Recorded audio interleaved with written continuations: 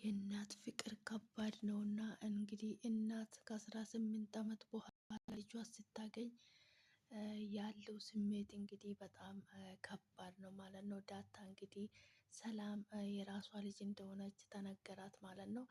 ዳታን እንግዲህ ስታያት እንግዲህ የእናት ፍቅር ምን ይሰማታል? አሁን እንግዲህ ልጇ መሆኗን ስታቅ ማለት ነው።